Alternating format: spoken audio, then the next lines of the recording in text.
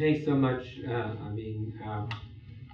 think you've raised a host of issues that folks will want to discuss with you, and there are lots of things that you didn't talk about that we may want to turn to as well. And we'll have an occasion subsequently to talk about Afghanistan. If there are people who want to speak, please do so. I think Amin was very kind of modest in terms of his depiction of his kind of connection to Afghanistan and his knowledge of Afghan politics. But why don't we see if there's some questions or comments. It's unfortunate Fabian came in a little bit late and actually has studied it in Iran. Does a lot of our imagery analysis and. But you're the one who puts all those stuff. Good. So I mean, the two of you may have more in common than others, but who would like to get us started with a question or comment? Sharad, do you want to introduce yourself to Sure. Thanks. My name is Sharad Joshi, and thank you for your talk. I teach in the Non-Proliferation and Terrorism Studies program here. So I do want to take the opportunity to ask you about Afghanistan, which is especially I guess a predictable question, which would be your views on the recently concluded peace agreement deal, whatever you want to call that, and what you think the prospects for this would be. And I would like to ask a second question, which is more related to Iran, which is in context of the Iranian nuclear program, as well as the talks to deal with that, contain it, etc. I think one issue that is, at least to me, it's not adequately explored is how other countries eastwards think about the nuclear program, especially Pakistan and India. So I'd like your views on the second aspect also. How you think countries of South Asia, especially Pakistan and India, how they fit into this, into the Iranian nuclear issue. Okay. Thank you. Let me answer the easier question, which is the second one, because I'm not personally involved in that. The Iranian nuclear, you're absolutely right that it has ramifications, as always, in the region. I look at the case of Pakistan. Look, for the Iranians, Pakistan has always been the case of and Khamenei has said it time and again, that America, the West as a whole, but the United States respects nuclear weapons. Even pursuit thereof. Not just having it, but pursuit thereof. And this is key. And he has said it over and over again. Look at Pakistan. In his view, and maybe views of others, Pakistanis were not very, very supportive of what the United States was doing in Afghanistan. There are times that Americans were killed. He talks about Osama bin Laden living in Abbottabad, and American reaction, as he said it, little slaps on the back of the hands of Pakistan and not doing more, because, at least what he says is, that Pakistan has the nuclear capability, not in par with the United States, but the fact is that Americans are very worried that Pakistan is destabilized, then the nuclear weapons would fall in the wrong hands, so on and so forth. So that has a ramification. He also talks about Libya. When I leave this job, I will one day maybe write a little bit about Libya, because there were times that we actually were very much close to getting Libya to a very different situation, let's put it that way. But he was talking about Libya, saying, look, he was talking to Gaddafi. This is after Gaddafi is actually dead. He said, oh, you fool, I'm paraphrasing Khamenei right now. When the Americans dangled some candies for you, you gave him everything, and then look, once you gave him all the nuclear technology, they killed you like a dog. So, which means what? There is this aspect that if you want to stay away from American wrath, you better get the nukes, and you get it before they see it, and once you get it, you're safe. That's a very, very wrong assumption. However, this said, again, I teach a class on Israel. I go to Israel at least once a year. Going there doesn't make you an expert, but I actually teach the only class in American professional military education taught fully on Israel. It's called Israel in Conflict. The Israelis never been much worried, a lot. I mean, there are some worries are always there. It's a small country. It's a country that 70 years ago, they wanted all of them burned. So the calculation of security is very different in Israel, but they're not worried about Pakistani nuclear weapons. At any point has the Israelis looked at that and say, okay, that is key. That makes the Pakistan-India situation more internal to those two countries rather than going more westward. Everybody else looks at them whichever way. If the Israelis are not worried, Israel is not the United States. They don't have the luxury of the oceans, the luxury of our power, the luxury of our. If they see a threat to them, they will put that in a priority that is different. Pakistan is not at that level. And that to me tells you that while the Iranians and others may talk about Pakistan, as much as people think they're proliferating missile technology, they're very, very careful, even to Saudi Arabia, not to proliferate as much as people think. So that's that one. Afghanistan, look, I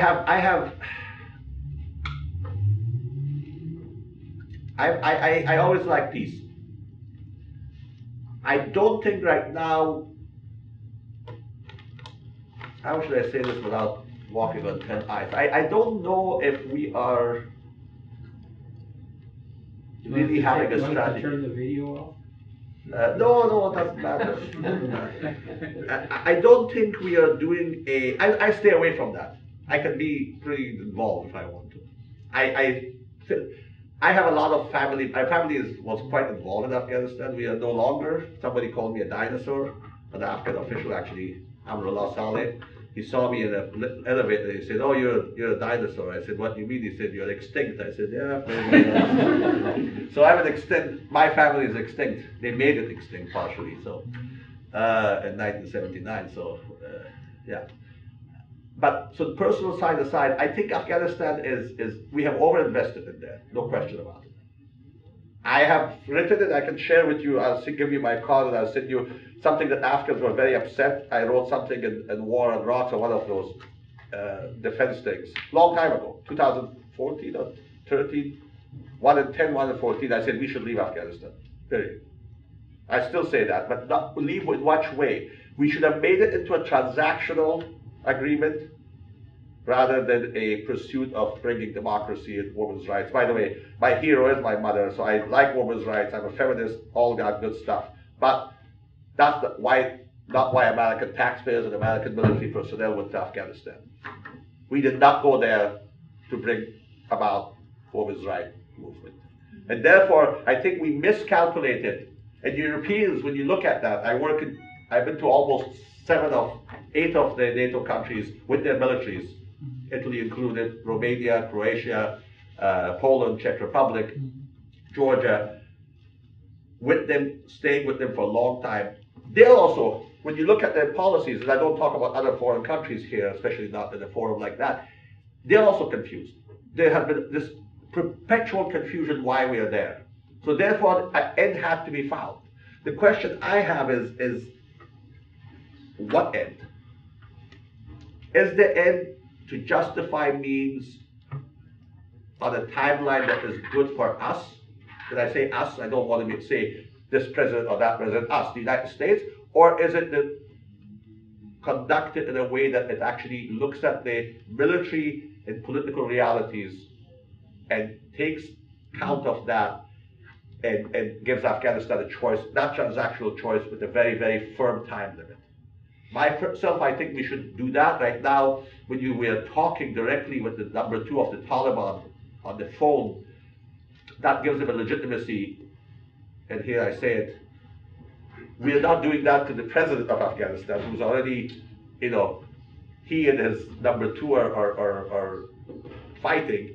We gave them a week so we can sign this agreement and have both of them sitting there for the cameras. That is putting a lot of dust under the rug, and trust me, it will come out. I used to deal with Afghans in negotiations very, very deeply. Was it an Afghan rug? If Afghan rug, it's even the dust comes even more. So you know what I'm saying? So bottom line is, I think we are pursuing something that I think ought to happen, but the timelines are very different, and the final objectives are very different. And I think that is not good for all the lives we lost, 2,500 plus, the Afghan lives, the Romanian lives, Italian lives, all of that. And at the end of the day, not to even leave a good asset there. By the way, with all I'm saying, today we just hit the Taliban. This morning we hit them. And it wasn't just for show. So it's not over yet. And Yogi Berra said, I'm a big Yankee fan. It ain't over till it's over. So, but is that fair enough? You're not satisfied with it? Why don't we can return to this. Other questions. I want to give people a chance. Let me have maybe Ina and then Fabian. You might introduce yourselves so that everybody may know who you are. Good afternoon. Thank you so much. My name is Inna Rodina, and I am a first year student of NPTS program. So my question. And where you come from, if I may? I'm from Russia. She's part of our dual degree program. Yes, so, what do you think? How the U.S. withdrawal from the JCPOA can influence the coming NPT review conference and the Iranian policy towards the NPT treaty in general? Thank you. I don't think much, honestly. Look, I'm a big fan of NPT. And, he was sitting on the Kyrgyz desk. I was actually sitting with the Saudi delegation. We actually, 1995. We go back a long, long time. And I shouldn't say it in this forum. It's not that important right now. That whole thing is, I think we have to look more and more right now on U.S.-Russia relationship and how that goes, rather than international business. Right now, that whole thing is Europeans, even the P3. Well, P3 is no longer P3, so what do you call them? I don't know. We have to find a new name. P2 plus Britain and plus Germany. So whatever, P2 plus 2 to whatever it is. I don't know. I will find something for it. The Brits are very, very, very, very differential right now. They're building new nuclear stuff. Let's put it that. I'm not telling you anything I shouldn't. I mean, the Brits are rearming big time. They have a very different threat position.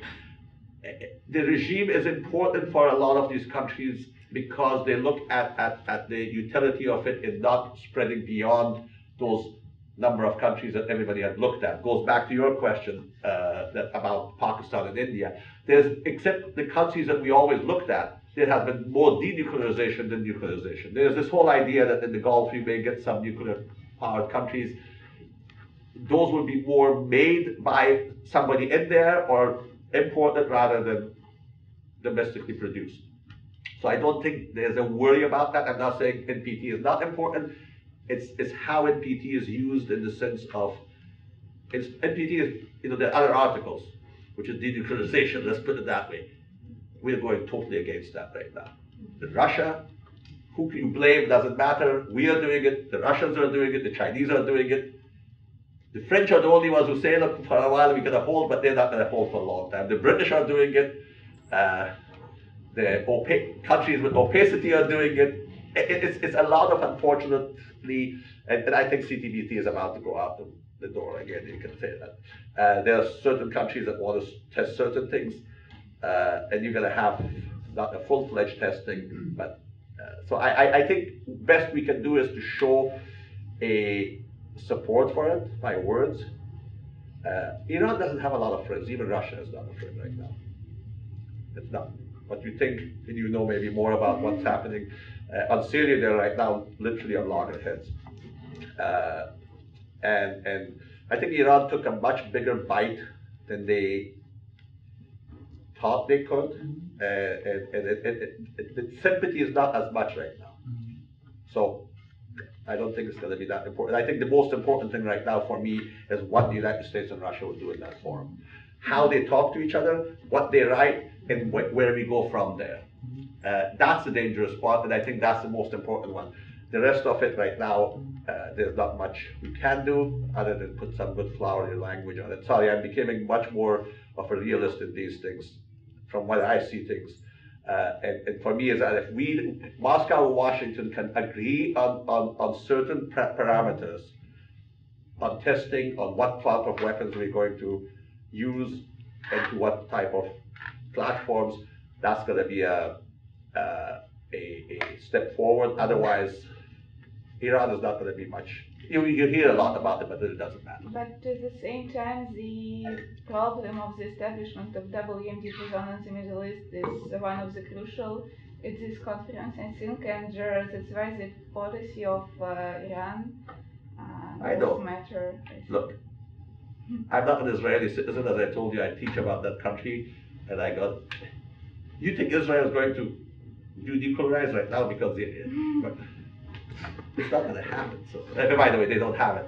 I'm not officially supposed to say that they have it, but he's sitting here, so he wrote the book to read this book. I don't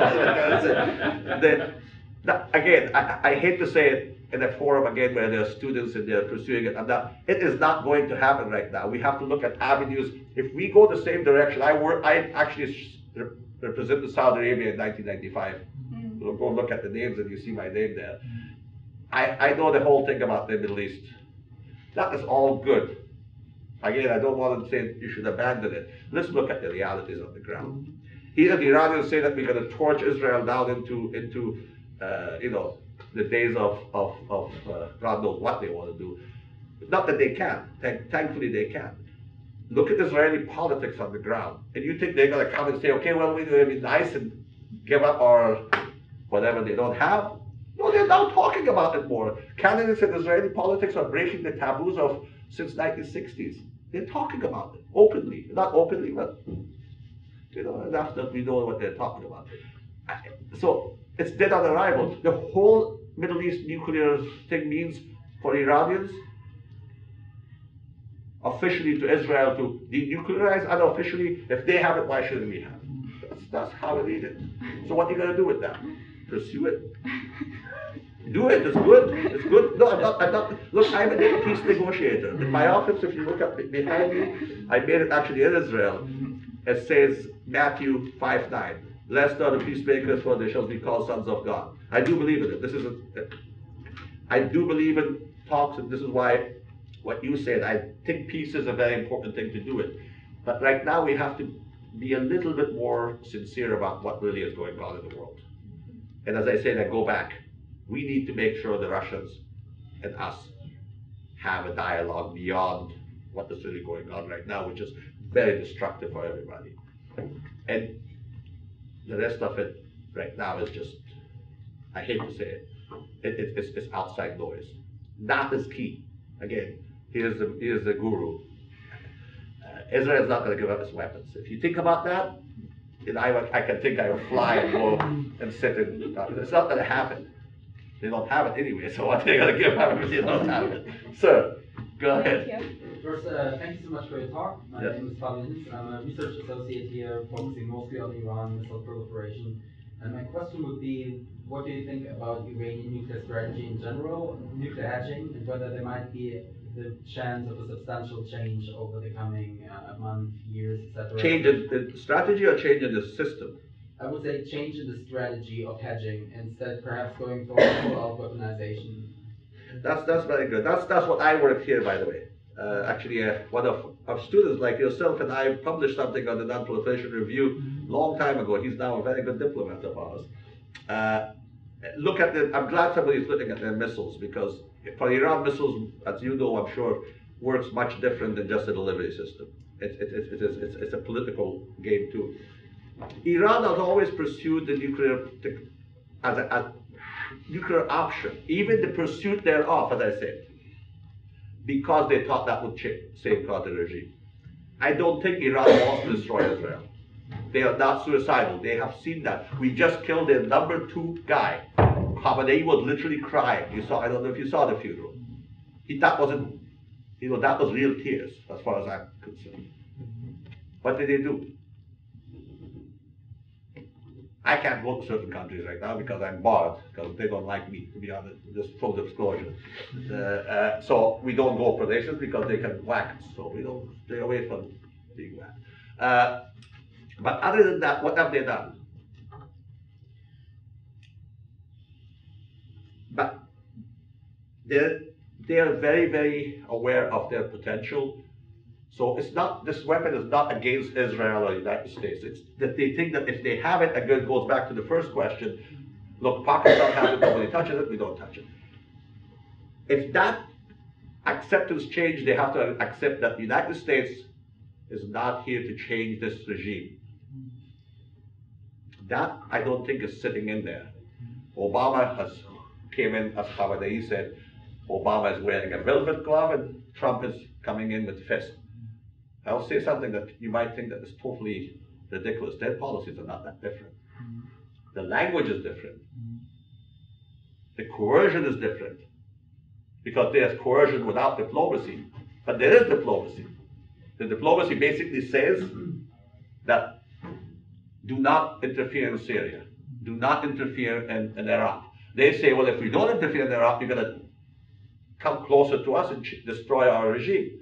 So that is the key point in your question, because I don't think this president, nor Mr. Obama, wanted to go in Iran and put, as we say, boots on the ground and go do another Iraq. On this one, they both are the same. And I agree with both of them, both Obama and Trump on that. Can we convey that to the Iranians? That's the last thing I said here is hopefully people like Mr. Graham. Why Graham is important? Because he's very close to the president. Can convince the Iranians that, no, this guy is not here to go and change your regime. If you change the behavior. But we're not the only ones in there. You know, I just talked to the lady from Russia. Russia is there. My view is Russia is the spoiler there. Russia actually wants this thing, furthering it, not lessening it.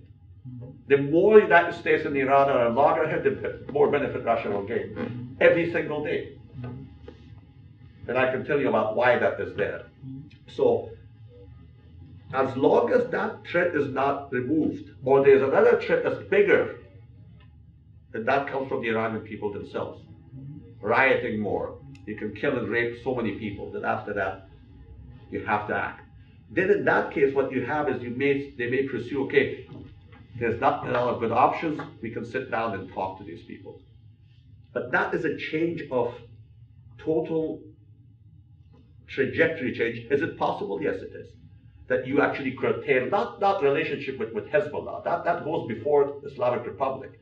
Those of you who know the history of the Shia, the connection goes way back when. But this, you know, sending military units, creating all these units from the Pakistanis, Afghans, and Iraqis, and extending your reach even into places where you're slapping the Russians in the face, you're slapping the Turks in the face. If that is curtailed, I think there's a modus vivendi. I really think so.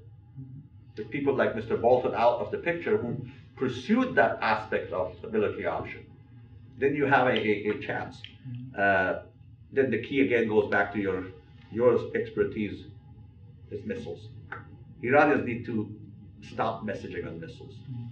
Because you message on missiles, other people will feel that what you're saying and what you're doing is not, they don't match. And for them, you know, that's the weapon of this poor, whatever you want to call it, that will get a reaction. I think there's still room for diplomacy. You know, William Burns, our top negotiator, one of the top negotiators of the State Department, said that Trump has coercion without diplomacy. That's the key. Where to find that diplomatic pot. The problem is, again, as I said, when I was telling her, U.S.-Russia relationship is crucial in this. Without Russia at least not accepting what we do, but agreeing with us and not putting more and more flames into the fuel, it's not going to happen. In my view, and also something else I'm going to say is radical, I think the Iranians are sick and tired of a Russian relationship right now. And I think we can change that too. By offering them something, you know, a 1979 issue. But then they say that we are not, goes back to what I said early on, if our word doesn't mean anything, then they may not trust us. I put a lot of things on the table, but yeah, I don't think that it's changing today, but the price tag for doing that right now has been rose a lot with Soleimani not in there. I'm not saying he was the only person, but there's a price. Let me weigh into the conversation. Please. Now here, Amin, and press you a little bit, because and it has to do with the initial reservations you had about the JCPOA, and why you think that now it would be conceivable that we're going to negotiate something that is actually superior to what we have nicely destroyed. I mean, from my vantage point, the current administration destroys and then tries to rebuild in a fashion which is but as unrealistic as you could imagine. I concur with the point you make about the crucial U.S.-Russian relationship, but we've managed to destroy that as well. And so while Russia is the key, I think it is about as far-fetched as waving a magic wand that somehow we're going to be able to collaborate with the Russians on this issue and that issue. Bring the Chinese. Let's first, we destroy the New START agreement, and then we renegotiate a better agreement with a party that has absolutely zero interest in joining in a trilateral negotiation. We destroy the JCPOA, which granted has shortcomings, but what in the world are we proposing that's going to be superior, which has any prospect of success? And so, it's nice that the president has some Republican and Democratic associates who may agree that it's worthwhile to begin a deliberation on a new treaty. But if you didn't like the old treaty, what are the prospects that you're actually going to be able to negotiate the kind of intrusive inspections, the time frame, the prohibitions that were so difficult to acquire? I just don't see it. I mean, to me, it is, it's kind of like a fantasy land. So I may be mistaken. I would like to hold out hope, particularly on the U.S.-Russian relationship, but that's actually something I know something about, and I see absolutely zero prospect of our re-engaging in the NPT context or elsewhere. I mean, all you have to do is, I'm not a government employee, so I can speak, frankly.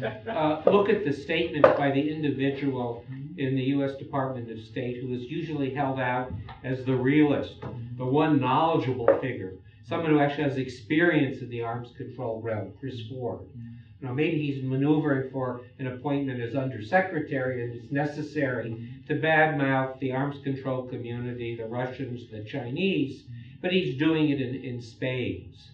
And this is the individual who's supposed to hold out an olive branch to the Russians, and one could say the same thing about his counterpart in the foreign ministry. And so I just don't see it happening, crucial as it would be for there to be some kind of an engagement. So I think we do a great job in destroying. I don't see any prospect at the moment of rebuilding. Well, on that philosophical aspect of destroying, I speaking as a citizen, I think one of the challenges in the U.S. foreign policy as a whole is, and this is not just with the current administration, is lack of continuity. And this is why I say that I personally supported, and once it was signed, as weak as it was, and I did not support us withdrawing, because it goes back to what General Mattis said, is when America gives its word, America should keep its word, because if not, what does it mean? You're right, and if you can't keep a security measure, it is not bilateral. So one side does something wrong, it's a multilateral, and how can people trust you? This goes back to your question specifically, is whenever we say, how can they trust us? That we keep on changing every 4 years, 8 years maximum, we do at least have a constitution that limits prisoners to 8 years, so far. And so we have a idea is, okay, how can we keep this relationship where people trust us? And this is beyond the nuclear, beyond it goes to everything. Climate change, look at that. We just walked away. Partially because one president doesn't like the other president's doings. And this is detrimental to our future as if we want to play in this world, or we just become libertarians and say, you know what, the heck with the rest of the world, we can always deal with, we have 2 different neighbors, which we do, by the way. Number 1 and number 2 oil exported to the United States happens to be Canada and Mexico, so we deal with those 2, and the rest of them we stay away from, and that's an option. But if we don't do that, and we still play around the world, then we have to have that consistency. I'm totally with you. This is something that as an American, as a person, as an internationalist, bothers me.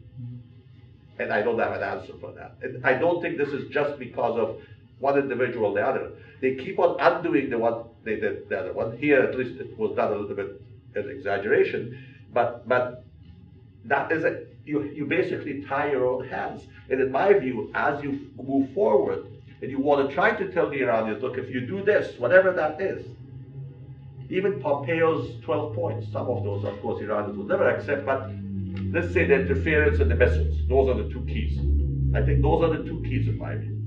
Interference into, calling for Israel's destruction. They can't destroy Israel, but calling for it. No Prime Minister of Israel can just say, okay, well, they really don't need it. It just doesn't work, especially given the country's history and the history of the Jews as a people. So stop doing that. And I always told the Iranians when I used to talk to them, I said, for God's sake. I mean, what does that, stop that. Number 2, the missile business. And then behavior to stop in Syria and all that. How can they trust us? So what Dr. Potter says, Bill says, it's important. I don't think we have that trust. And there's a huge trust deficit. You can't build it a friendship. You and I know for all this time, that's built. And if I keep on lying to you, or I keep on changing my mind, and one day I say, well, I don't know you, then you say, what part of this matters? So that's a much bigger philosophical thing. Again, does it mean we stop the pursuit of that hope? And it's not just a hope. I don't like to quote a communist, but I read on this part of Gramsci, the old, your country pays out. Gramsci, when he was in prison, he wrote this thing. He said, I'm an optimist because of my will and a pessimist because of my intellect. Actually, the other way around. I'm a pessimist because of my intellect and an optimist because of my will. That's all what we have to do. We are still, I'm a teacher. All I do in the military is teach the next generation of warriors. You do the next generation of non-proliferation is the war is how we do this war. Or hopefully not war, keeping this peace. And I see the same thing as how you make sure that we as a country in the international scene can work with some kind of a transparency and some kind of a credibility intact. Right now, I have more of the pessimism pushes more, the intellect tells me more, but we have to be that, and if not, my dream is to open a bed and breakfast somewhere, and I will do that, and then feed people and make wine, and then. Sir. This is a Do you want to introduce yourself? I'm Peter Levin, a former dean of 3 schools of public health, and Bill has graciously allows me to attend these sessions where I don't even know what the initials stand for.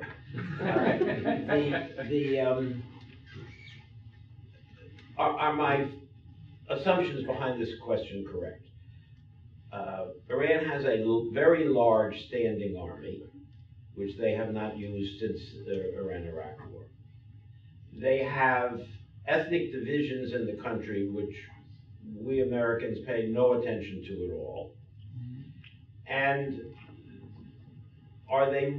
is that army really there to hold the country together at the point when certain of these divisions start to cause real trouble?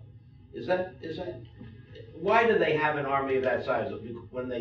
have always acted through proxies in other activities? Thank you. No, this is a very good question. First of all, Iran has two distinct military forces. And this is important to understand. One is what they call Artesh, which in Persian simply means army. And that is the largest part of the military. That's a continuation of what was the imperial army of the Shah. And it has 5 different services within it. But there's an air wing, basic land wing, and navy, air defense, and their main objective is on paper to safeguard the sanctity of Iranian country, the borders. However, when you come to the strategic aspects, they have very little strategic assets. The longest range missile they have is not even a missile, it's a rocket. What used to Russians call it Frog 7. It basically was a rail-fired rocket that the Soviets had created, and the 7 stood for 70 kilometers. Now they call it, the Iranians call it Zilzal 110. Zilzal means earthquake, 110 kilometers. That's it. That's the largest they have. Their job, as I say, is to safeguard the Iranian government. Then the second one is the IRGC, the Islamic Revolution Guard Corps. Not revolutionary, by the way, it's revolution, but anyway, even New York Times called them wrongly. We don't get them. Islamic Revolution Guard Corps, there's a lot in that name. They were created after this revolution, ostensibly to keep a check on the army, initially, because the army was not trusted by the founder of the Islamic Republic, Khamenei, and his people. And then when the Iran-Iraq war comes in, they spearhead this whole defense of the country. The first 2 years, year and a half is defensive. After that, they actually keep the offensive measure, again, in order to safeguard the revolution. There's a lot of studies, and I'm one of those who believe that had Khomeini not pursued that 6-year devastating war, the first 2 years he had to, because the Iraqis were taking the Iranian territory. But after 81, it's all offensive. The regime would have collapsed. They used the armies pushing it out into Iraq to galvanize this revolutionary mindset. So today, you find an army that's stagnant within the country, an IRGC that is actually working more outside the country and they're worried about that. Because the army represents the people, the same people who talk about not having food. And this is why one reason they always think that if they have an external threat, the Iranian people being nationalistic and so on and so forth, that they will actually back the system against a foreign threat. This is, I think, misread by the Iranians right now, because as you see on the scene, the army so far has stood with the government. But the more people come out, you see the army itself, not the IRGC, the army staying a step out. I don't think the army will divide on ethnic levels. I think people are making a big deal about Iran's ethnicities. Yes, there are some Sunnis on the periphery. The Kurds are Sunnis in the northwest. You have the Baluch, very small minority in the southwest. The biggest minority is the Azeris, Turkic people. But the Azeris, Khamenei is an Azeri, by the way. So the top man in Iran is an Azeri. He doesn't speak Persian at home, he speaks Azeri.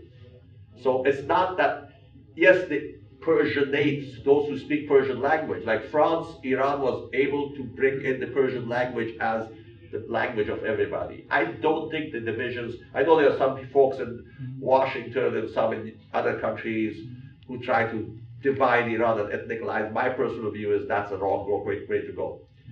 I don't think it's the ethnic thing. I think that the key, it goes back to what you said and what maybe we said, is if in Iran you have the army as a whole decide that the safety of the regime, safety of Iran is a change within it. My hope there is, my personal hope, is that somebody from within IRGC, so we don't do the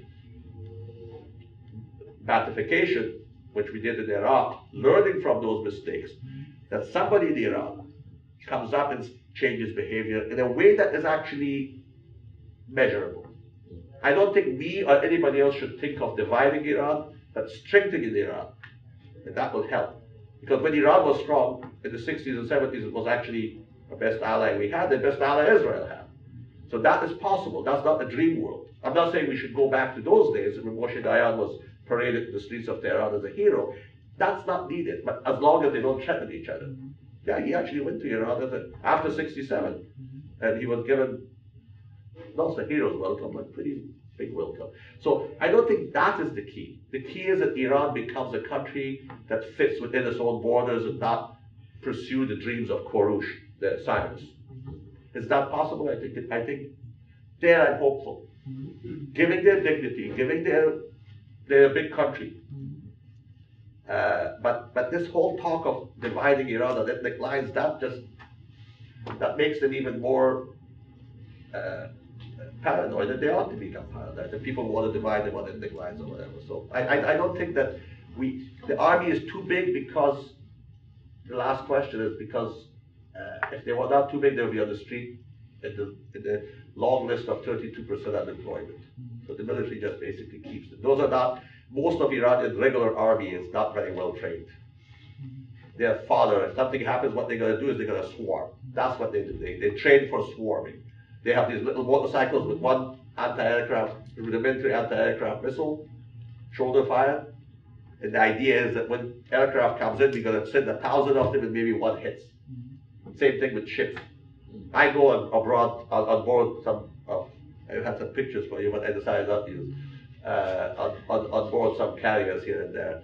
And we look at what goes on. And so, you just, I don't think we should just, I think Iran is going to be a good, positive work. Again, I don't want to keep on saying it, but the country that we need to talk about is Russia, because Russia doesn't want that. If Iran becomes normalized, again, not an American stooge, not occupied by us, a sovereign country, but normalized. It changes everything with Russia's oil and gas thing.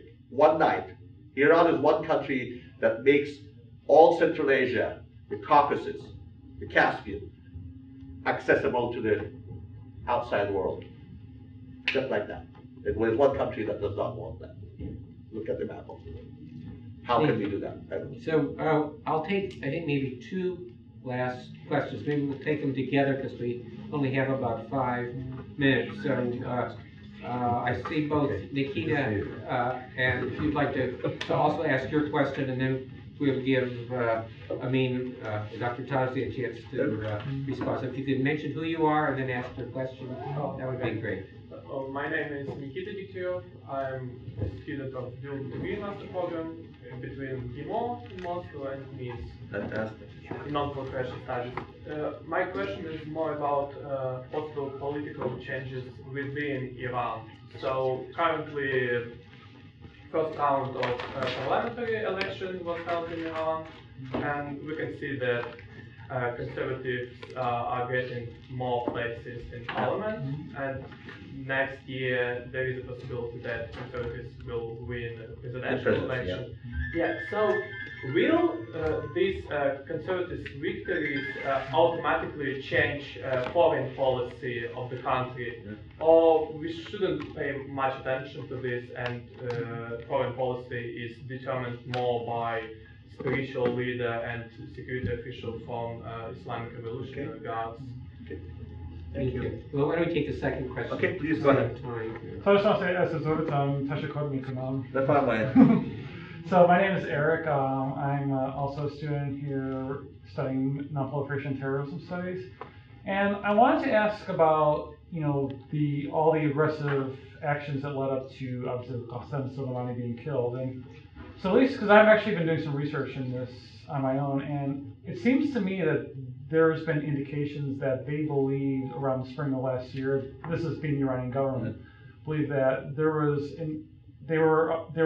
United States and its Arab countries, Arab coalition partners, were planning a major military assault on Iran, to bring about regime change. And I'm wondering, obviously we know that's not true, but I'm wondering what role perception might have played in contributing to Iran's aggressive posture and the subsequent actions that happened during that period. I'll go reverse order. Yours is, look, as you said, it wasn't happening. It was actually the Arabs. Nobody wanted it. This president didn't want it, the Arabs didn't want it. They wanted to contain Iran from doing this stuff. There was, and I think I mentioned that in my talk, and it's the misperceptions that could get us in a very, very bad position. And this is where, again, I agree with Dr. Potter, with Bill, that we need to have some dialogue open somewhere. Even, look, Bill, if that dialogue doesn't get us somewhere, even if it's a dreamland, we need a channel because there's so much misconception. And that was there, that there was no policy to go and take Iran down. There's a part of it that's not misconception, and this kind of segues to your question. As I told you, when they gave, and this was very straightforward, they gave these two divisions of labor that the presidency would pursue this more openness, dialogue policy with everybody, including the United States. In the European scene, they were all cheerful and charming and all that, and the other side would pursue this policy of aggressiveness within their office. They thought that worked there. They actually thought that the nicety of other countries to them was because they were aggressive and in the near abroad, in the location. And that, I think they misread their own powerfulness. And this is when you think you have a lot of power and you don't have it, that's more dangerous than anything else. I think they misread that they can do whatever and people will back off, especially after hitting 1 or 2, 3 targets and everybody kind of backed off, appeased them if you would. I think there was a miscalculation. And secondly, I think my view is the real reason they went so far is they're more afraid of their own people than anybody else. And they thought that it will change the situation on the ground.